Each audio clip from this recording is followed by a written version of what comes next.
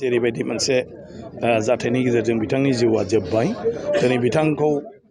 मोजां मोनग्रा अनसायग्रा बिथांनि प्रति अरायबो मोजां हास्थायग्रा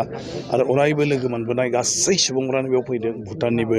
प्रतिनिधि दिनै फाथायहरदों गोबांनो बेवहाय बिफानिबो दिनै बेवहाय फैदों आरो जोंनि माने गुबुन गुबुन जायगानिफ्राय जोंनि मानाव गेदेर MLA बिथांमोन फैदों जोंनि लकेल MP आरो BJPनि प्रेसिडेन्ट दिलीप शइकिया मानाव गेदेर बिथांबो फैदों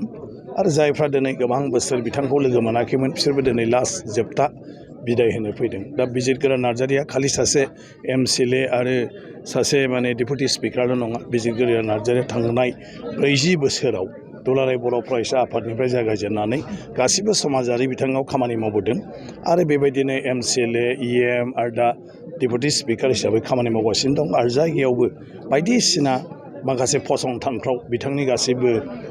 मोनसे मा होनो बिदिखौ आखाइ दंजोबो आरो बेबायदिनो समाजारि बिथिङाव आसाम नाङै बिथाङा बयजोंबो सोमोन्दो लाखिनानै खामानि मावबोदों ओंखायनो बिथांबायदि सासे गेदेमाखौ दिनै जोंनिफ्राय खोमानानै लांनाया जोबोद दुखुनांथाव अदेबानि बेखौथ' जों बरावबो बुंनो हाला जे बिथांनि गोसो सिङाव मा दंमोन मा सानदोंमोन मा हास्थायदोंमोन मानि थाखाय जाखो बे मोनसे सोंथिल' जानानै थाबाय आरो बिथांखौ दा जिथु जोबथि बिदाय जोङो बिबार बावनायनि गेजेरजों समाजारि नियम निथिखौ खालामनायनि गेजेरजों खालामबाय समाजारि हिसाबै आरो बिथाङा सासे जिहेतु माने मिनिस्टार अफ स्टेट रायजिक मन्त्रि रायजो आरो मन्त्रि बिथांनि मर्यादाया डेपुटि स्पिकार हिसाबै बेखायनो सरकारि भाबै बिथांखौ दा सालामि होनानै आसामनि माने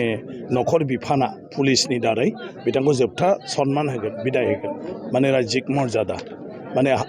मा होनो बिदिखौ हादाबसानि मर्यादाजों दा बिथांखौ बिदाय होनाय जागोन आरो